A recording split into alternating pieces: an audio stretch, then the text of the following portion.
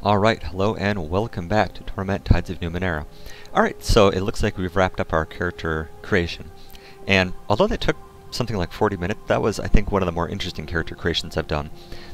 There's a lot of reading here, but it seems like although it gives you a wide variety, you're not specializing too deeply, and I hate the idea, and I hate games where right at the beginning, when you don't understand all the mechanics, that you're sort of forced into this immutable path, and then you find out 20 hours later that you can't beat such and such guy because you picked a stupid build and didn't know it. Hello, Diablo 2. Alright. But I'm confident with this guy, so let's move on. Your dominant tides will not stop you from taking paths or picking options in conversations, but they can influence how others respond to you in subtle ways. Tides, huh? Well, we've heard about tides, so it's right there in the name. And they're full of Numenera, if I understand correctly. Ooh, neat. The Spectre. Everything about this spectral figure seems dreamlike. He has a hazy silhouette who seems to be made of blue glass smoke. He wears stylish, well-cut clothes. Excellent. His handsome, bearded face seems hauntingly familiar, although you've never seen him before. He breathes a sigh of relief when he sees you. This place is awesome. What is this? We weren't sure that would work. We pooled our strength and channeled it through me to reach you, to wake you up. He glances at the other figures here and frowns unhappily. It took more out of them than we thought. The other reflections, they're more like shadows now. Reflections? Look, I bet you've got a lot of questions. This whole place is basically your mind. Your body's still out there in the real world, healing from that fall. You need to get out there and finish the process. Shouldn't be too hard. Okay, 2 questions. This is my mind. This doesn't look like the inside of my mind, so that's excellent. Healing from that fall, so I fell out of the upper atmosphere and survived. That guy, whoever that person was, seemed to cast some kind of net to slow me, but still. Okay, before I met you, it felt like something was hunting me. You said I had to finish the process. Who are these people? If this place is my mind, why don't I remember any of this, any of you? Who are you? How do you know all this? Okay, who are you?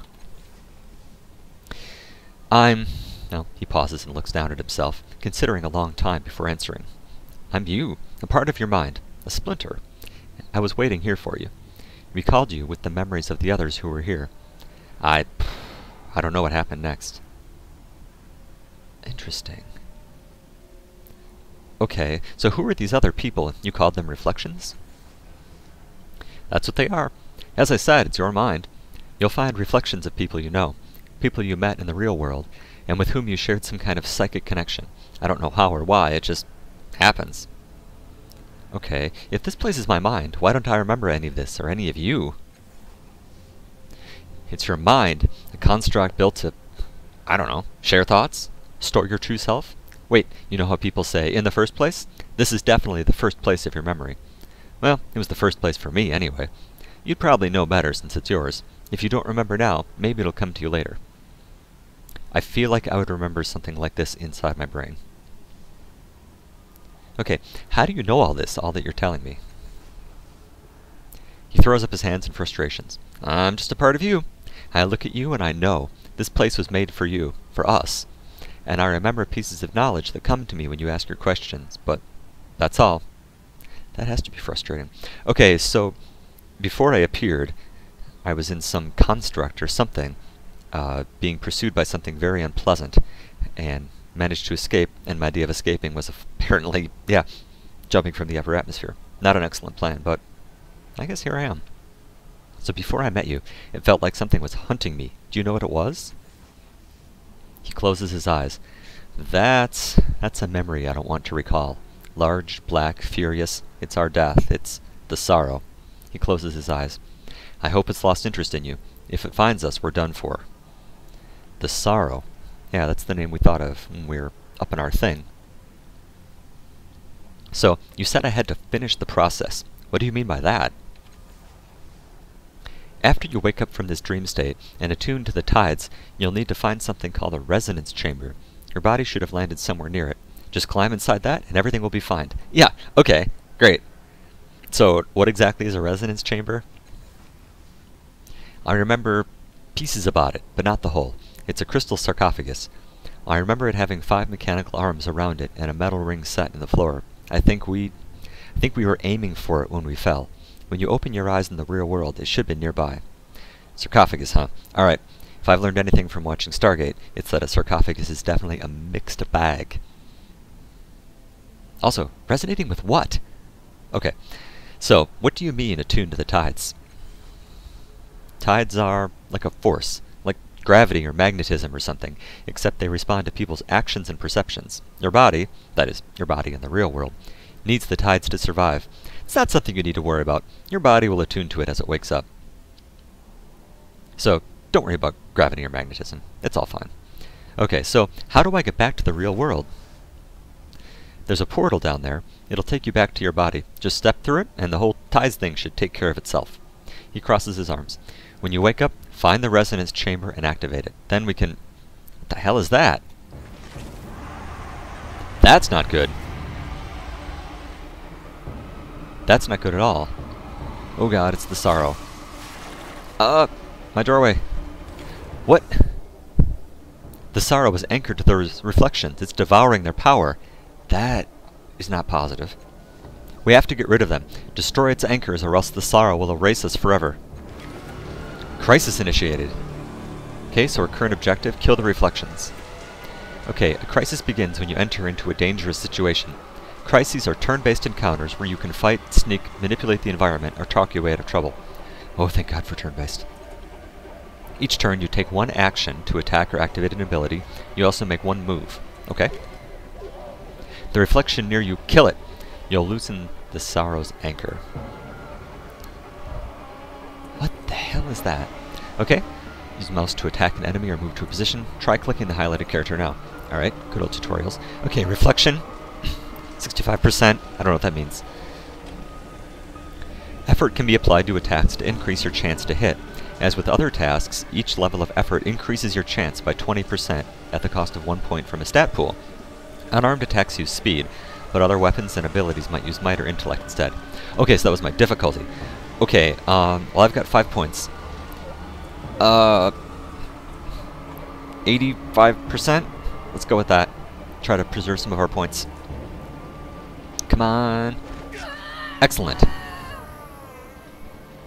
The sorrow's turn. What the? It's escaping. It's going to hide inside your mind. What the hell are those? And I do not want those in my mind. Now run, get to the next one. Okay, you can sacrifice your action for the turn to double move instead of attacking. This movement preview line turns purple when hovered over a position that requires a double move. Okay. So how do we tell...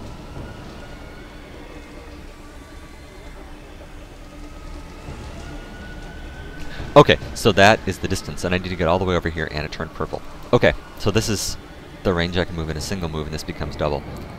Should I move over? No, let's go right here. Alright. Let's get going here. That thing is horrifying. Oh god, stop doing that. Alright, my turn. Okay, so... I can attack... What are these? Okay, here's the Onslaught ability. Hide, attempt to become hidden. Cannot be directly targeted. Okay, I don't need that. Okay, and there's my teleport. Let's try using Onslaught instead of punching things. Punching things is really not my thing. Okay, so 50% base. So when you apply effort to an attack, it also increases the damage you deal. Different weapons and abilities gain different amounts of bonus damage from effort. Okay. So we have a pretty good will pool, starting out at 50% to 70 to 90. Let's go ahead and bring this up to 90. Total cost is 3, 1 from activation and 2 from... Okay. Excellent. You've used your action this turn and will need to wait until the next turn to deal with another reflection. You can move elsewhere to save your remaining move, but if you want to end your turn early, you can click the End Turn button in the lower left. Lower left. End turn. Nope, let's get over to this dude. Sorrow's turn. Sorrow infection. What is it doing? It's infecting it somehow. Yeah, I don't care for this. Fettles are temporary conditions or status effects that can improve or reduce a character's stat. The sorrow has just placed a fettle on the remaining reflection. You can't remove this fettle, but you may find a way to overcome it. Okay, so I see that. How can I tell what it is? Well, let's go ahead and let's use our... Ooh, oh, I didn't see this last time. Choose energy type. Mental, that's where we are. So... Okay, 1 int. Yeah, let's go with 90%. Excellent. 40 XP. That is scary as hell.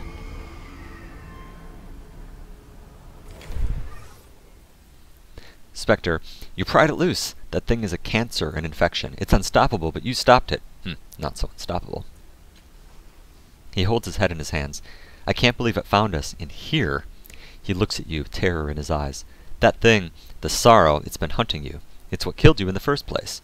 It'll keep hunting you until you activate the resonance chamber. I didn't remember until I saw it, but that's why the chamber is so important. You have to get back and activate the chamber before it's too late. Didn't do a very good job killing me. Okay. Well, if resonance chamber makes scary multidimensional tentacle creatures go away, I am suddenly extremely interested in the sarcophagus. The portal to your body is that shimmering dome there. Go! Now! Okay, yeah, so... door we came in isn't there anymore. Okay. I gotta look at all this. Invo, your inventory lets you equip, manipulate, and manage items and equipment. It has a number of sections. Right. The first is equipment, which contains any item equipped to the current character. This includes melee and ranged weapons, shields, armor, ornaments, and things such as ring and amulets, and bonded items, which we heard about previously. So my backpack contains the items being carried by the current character. You can equip, inspect, or transfer items. Okay. And quest items can contain any special items needed for quests. They cannot be discarded or sold, so you won't accidentally need to worry about losing one. Excellent. Okay, the final section shows the ciphers you are carrying and your cipher limit. Ciphers shown in the inner ring are highlighted in blue and are safe to carry. Those in the outer ring, highlighted in orange, are over your cipher limit and inflict negative effects as long as you're carrying them. You can use, sell, discard, or transfer them to another party member to get back under your cipher limit. Okay. So I have no bonded, no weapons. Will-worn garment. Only usable me. This silky garment barely feels even lighter than it looks. Of course, that's not really surprising. You made this armor with your decisions. It is woven entirely from your thoughts, given shape by your intent, and it will protect you as you fight your enemies as a nano does, from afar, using your superior intellect and esoteries. As fragile as the entire affair appears, you sense a humming field of energy clinging to it that will increase the connection speed between your brain's synapses, while passively repelling incoming attacks. All in all, it's an impressive set of armor. You have quite the imagination, it seems. Good for me. So, 3 resistance, value 12... something. Space box. Shins. Okay, so hello money. Quest items, backpack, I have none of these.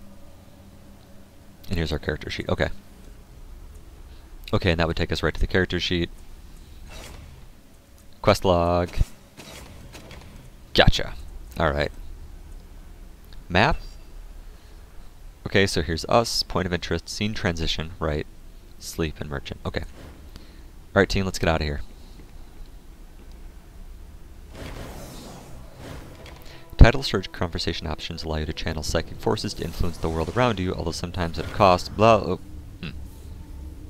Where did he fall from? His body smashed to talk. So wonder he's still breathing. All I saw was the corona, not his origin point.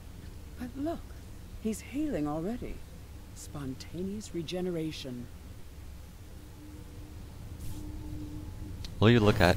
Wait, I know that face. What was that?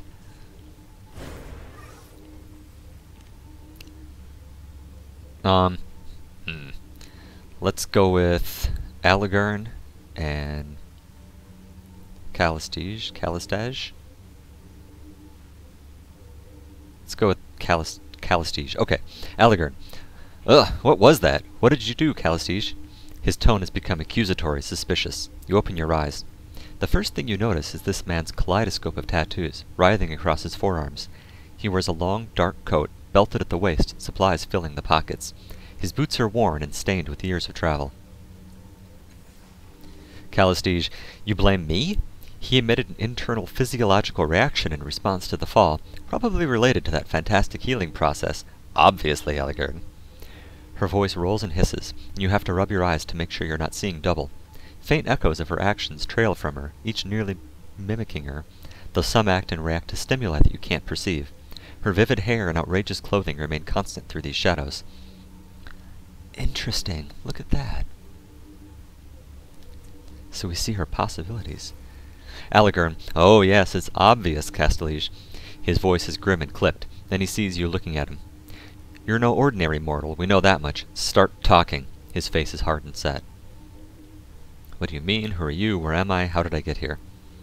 Okay, who are you? Dominant tides have shifted. Uh-oh. If you don't remember who I am, you're more self-centered than I ever imagined. Silver tide raised a tiny amount. Okay. You know he's not the changing god, Aligern. Aligern says, it's his face. I've never seen any other people rebuild themselves like that. Only the changing god could have healed so quickly. He sighs and rubs his face, trying to regain his composure. Maybe you could help me for a change. You know what this means to me. Castellige, you're familiar with the word changing, Aligern. It implies inconsistency, thus the changing god may have, well, changed. Several versions of her shrug, and she addresses you. You'll have to forgive him. He believes you're someone he once knew, even though it's painfully obvious to anyone that you are newly born.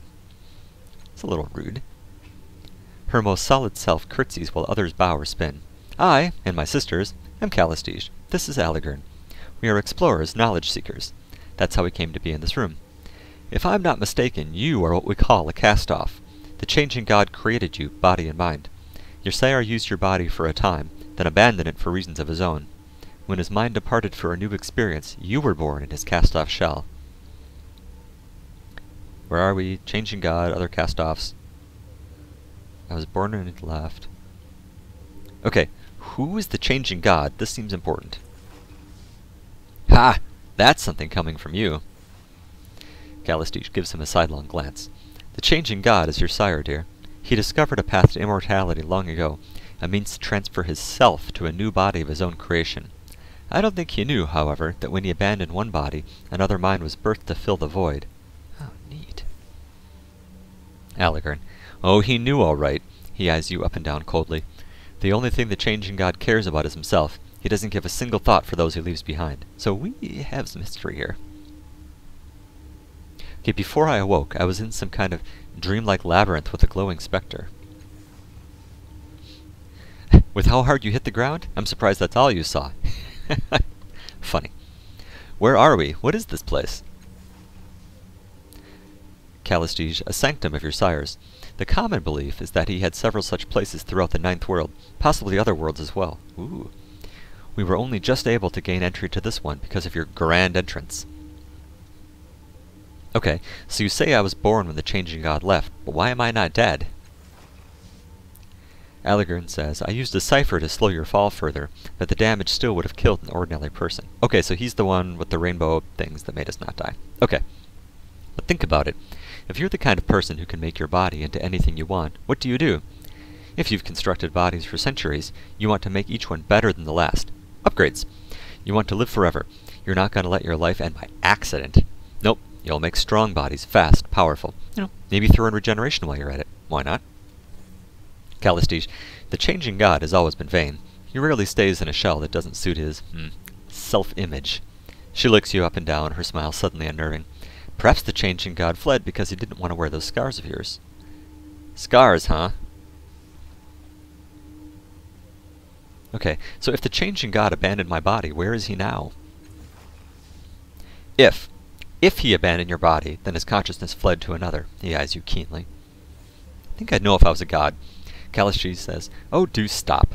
The look she gives Aligern is equally piercing, amplified by the withering glare of her sisters. If there's one thing we know about the changing god, dear, it's that he always has a contingency. This child was born here. The object of your obsession will have been reborn somewhere else. Okay, how can you be so clear this body's a cast-off? You mean aside from your miraculous reformation? For one thing, there's your tattoo. All cast-offs had one, although its purpose is beyond me. And then, of course, there's your delicious naivety. Alright. Wench. Aligern, he could be faking it. You don't live hundreds of years without learning to lie convincingly. Excellent point. Oh, She sighs in exasperation, then says to you, "What do you think? Are you a newborn child, or are you a powerful immortal whom death has robbed of his memories?" Aligern crosses his arms and growls, "Fine. What do you think?" So, what if I am? There's so much I don't know or remember. You obviously knew the changing at Aligern. What do you think? Or honestly, don't know. Honestly? I don't know. Aligern, he forces a smile onto his face and pats you awkwardly. His brow remains furrowed, though. "You don't know. Perhaps we can talk about what you do know."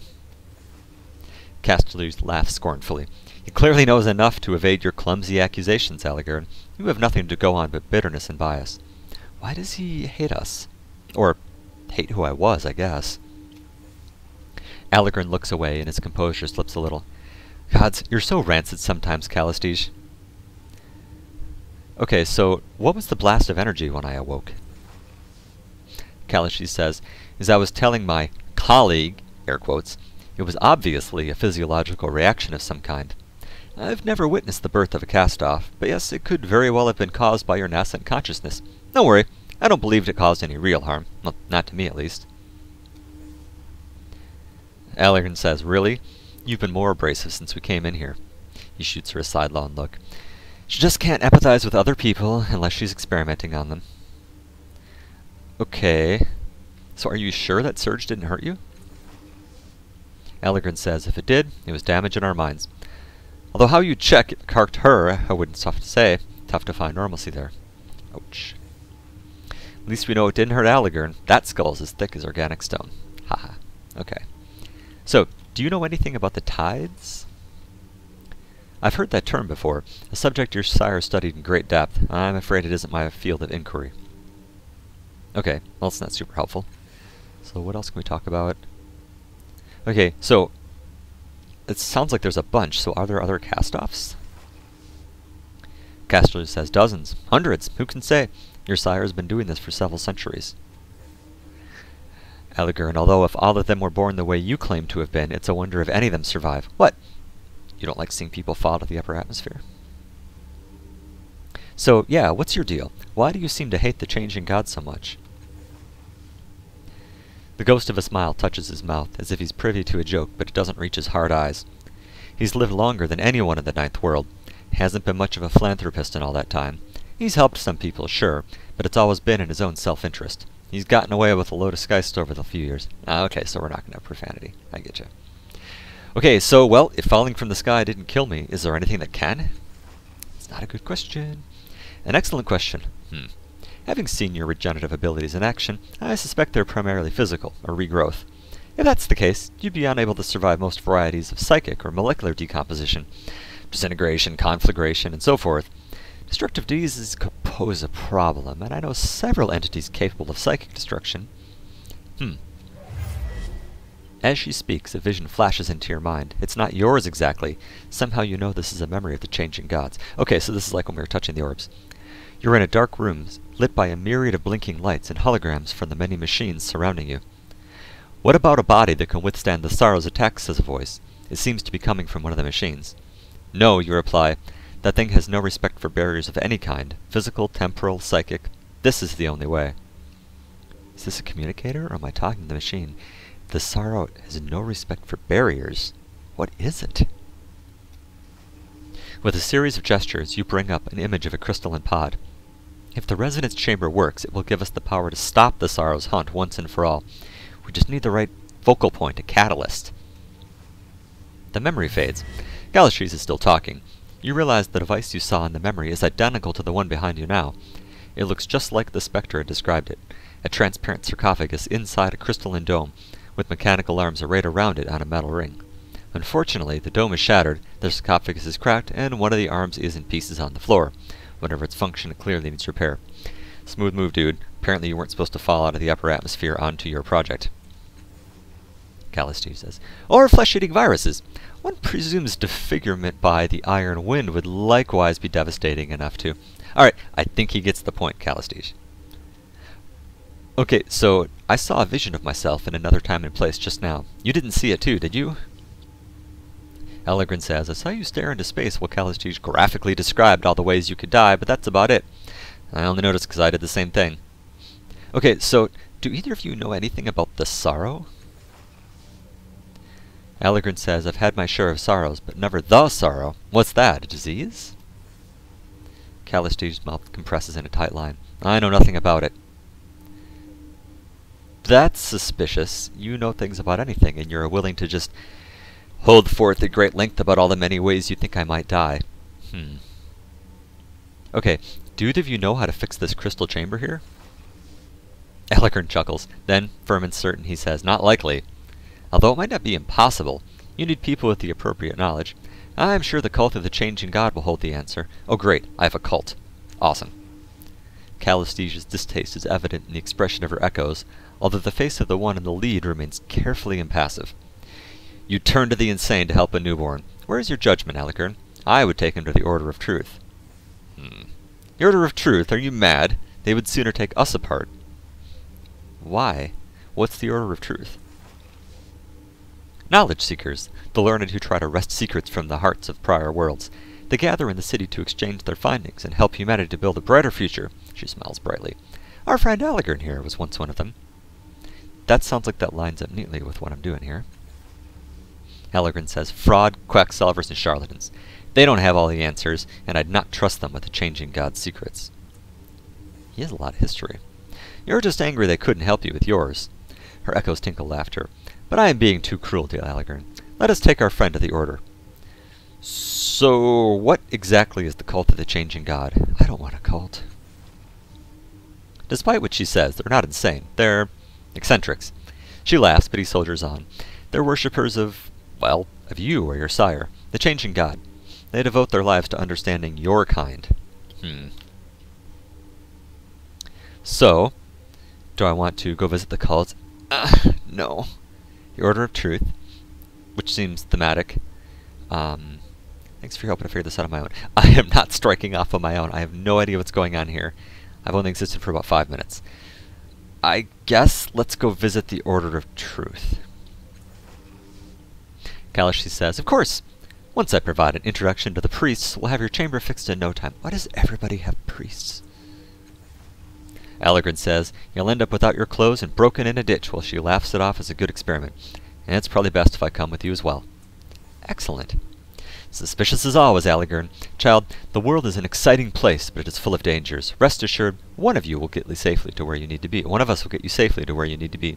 I'll be right behind you. A sunny smile crosses her faces. So why do you want to come with me? What's in it for you? I won't deny that you're an exciting find, but it's not about that. I just want to see you safely out of the reef. Ooh, the reef, alright. Allegren says, kid, you're not safe here, and not just because you're new. Treasure hunters trawl the reef, scavengers who would sell you for parts if they knew where you came from, what you were. Well, I'm rather partial to my parts. Well, alright, let's go. So, I've gained my first companions. They will follow the last cast-off and can be controlled during a crisis. You can speak to them about their pasts and take advantage of their unique abilities and skills. Companions have their own motivations and personalities, and depending on the choices you make, they may not follow you forever. You'll find more companions who can join you as you travel through the Ninth World. Alright, excellent.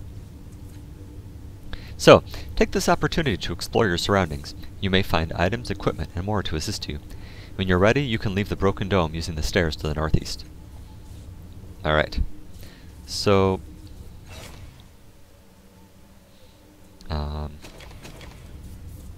journal. I miraculously survived a fall from many kilometers above the Earth's surface, only to find myself in another unexpected situation. My only hope of stopping the sorrow, the creature that hunts me, is to climb inside the resonance chamber and activate the device. Unfortunately, the resonance chamber was badly damaged by my fall, so it'll need to be fixed. So, find a way to fix it. The two people who found me have conflicting opinions about where I should go for help. Allegren suggested I speak with the cultists of the Changing God, while Calistige directed me to the Order of Truth. Seems legit. Journal. Okay, so, hello. Let's go take a look at our mysterious thing. A mechanical arm lies shattered on the floor, presumably broken during your fall. Sparks pour from the arm's shattered housing, filling the air with a greasy stench. Let's take a look at things carefully. Don't touch. The sharply pointed apparatus that formed the the sharply pointed apparatus that formerly tarped the device seems burnt out and useless, but the equipment in the base remains at least somewhat operational, as the constant stream of civilian motes can attest. Okay. Let's attempt to scavenge what we can from the arms housing. So, if you select a companion's portrait in the effort window, they can assist the last cast off with some challenges. Your companion's stat pools are used instead of your own, and they may have different skills, abilities, and statistics that make the challenge earlier. Companions cannot assist during a crisis, and only use their stats during their turn. Okay. So, this is quickness based, and I'm really good at it. He has terrible quickness points, and she's pretty good.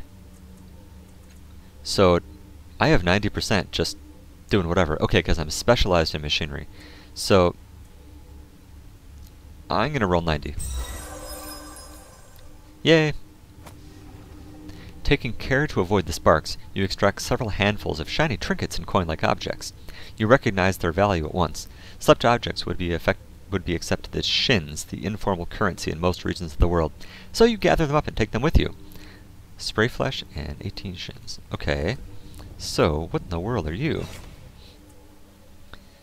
So, spray flesh, 8 units of health. This tiny synth canister sprays a sticky gelatinous substance. The gelatin covers and heals wounds instantly if applied correctly. Neat. So, what is going on here? Sunlight falls through the ragged hole in the roof onto the shattered resonance chamber. It's hard to believe that you did this, that you plummeted through the curve of the pale blue sky, crashed through the dome, and broke this delicate device with your own body. It's hard to believe that you're still alive. Seriously, dude, breaking things. 4 mechanical arms hang over the center of the device, above the cracked, semi-transparent crystal of the sarcophagus. The 5th arm lies broken on the floor amongst the scattered synth and crystal shards, and a metal ring surrounds the array, dented and broken by your impact crater. I loved a crater. Okay, so what's this sarcophagus look like here? The padded interior beneath the coffin's cracked lid looks like it was made for a human body. Despite the damage, you don't see any way to open it and get inside. You glance between the sarcophagus and the needle-like protrusions at the ends of the arms above.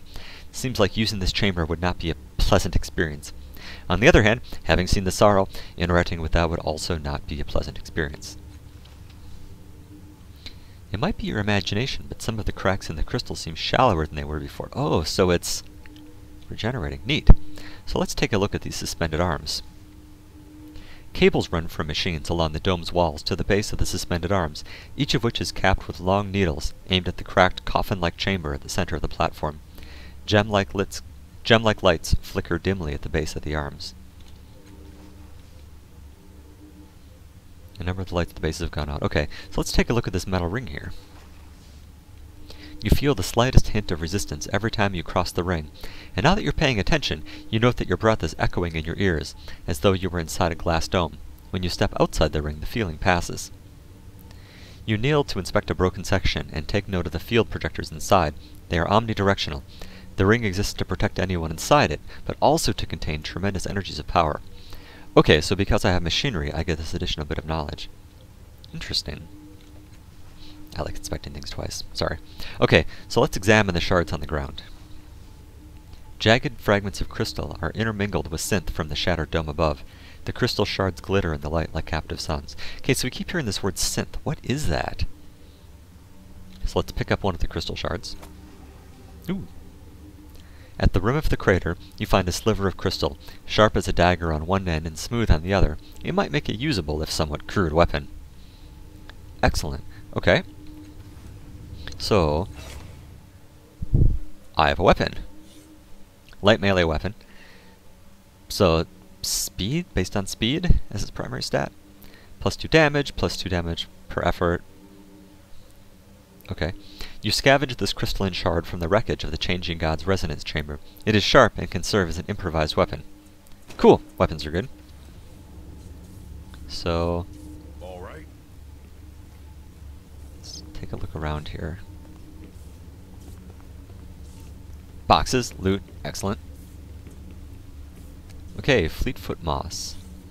This moss-covered pebble looks almost ordinary, and if it were lying on the ground, it would be difficult to spot. but the moss shifts in unexpected ways and the pebble vibrates as it does. If held against the skin, the moss latches on and is absorbed, providing powerful resuscitating energies. These pebbles are found by diving into the waters around Sagas cliffs, perhaps grown by an unknown interaction with the surrounding Numenera. The moss latches on and is absorbed, huh? Sagas cliffs. I don't know that area. Encephalic rush. Okay. Heals 3 points of intellect. This pliable synth container is tightly sealed, holding a swirling purple gas. The purple substance is harvested from a vast structure buried beneath the sands of the beyond, which seems to constantly replenish, although it's hard to gather. Another new place name. If the container is jammed hard against the surface, it becomes permeable, unleashing the gas within. The original purpose of the gas is not known, but when inhaled by a human being, it provides a rush of mental energy. Okay, I need to not click on that. And money. Usually metal, can be made of glass, plastic, or substances that have no name. Some are jagged but interesting material. Others are properly minted and stamped with writing and images. Okay, let's go ahead and take all that. So, hello. A slate-black, unimpressive device hunkers before you. As you reach out to touch it, the triangle of lights on its casing blazes into life, and an image unfolds in your mind. Oh, please be an interocitor. A towering crystal arch rises over a jagged gray landscape.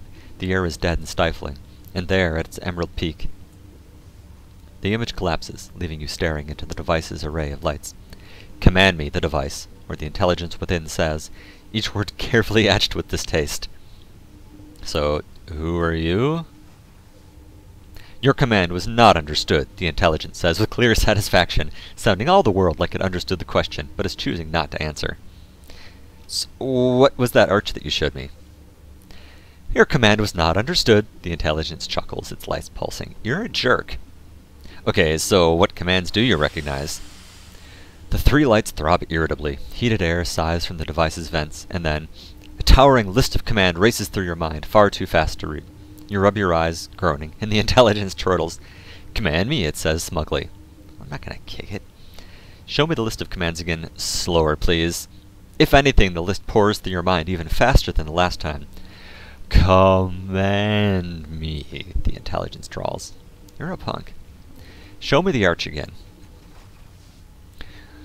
The device's triangle of lights throb in time with the growl of the engines within its casing, and the mental image unfolds once more. You see a huge crystalline arch on a jagged field. The arch is divided into rectangular cells, all of which are numbered, and they all appear to be transparent and empty except at the arch's pinnacle, one cell is lit in a brilliant, pulsating emerald. The number 0 is printed on its side. Okay, let's try to remember more details about this strange place. So I'm running out of intellect. Let's go with 80. Yes. Score. The memory blossoms. You stand before this arch, eyeing the last 2 active cells in the once impenetrable Lugum Vo. Unleash cell 29, you say, and a twisted artifact appears before you. You claim it with a faint smile, watching the light fade from the cell far above. Cells, huh?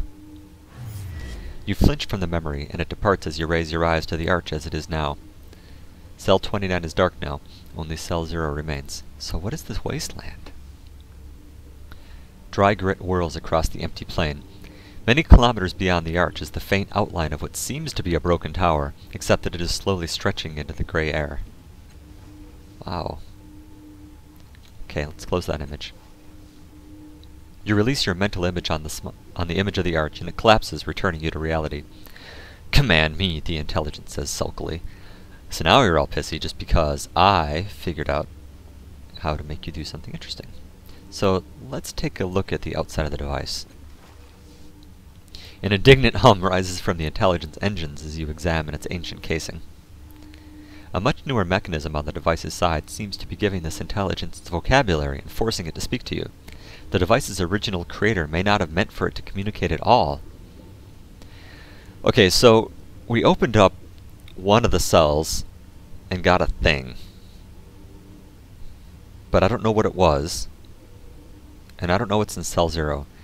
Let's not touch things I don't know what they are. Awaiting commands. Yeah, In sure this you are. world, then. Tiny glowing motes float through the interior of this tower. Each one is surrounded by much smaller motes, like thousands of worlds circling their suns. This is beautiful.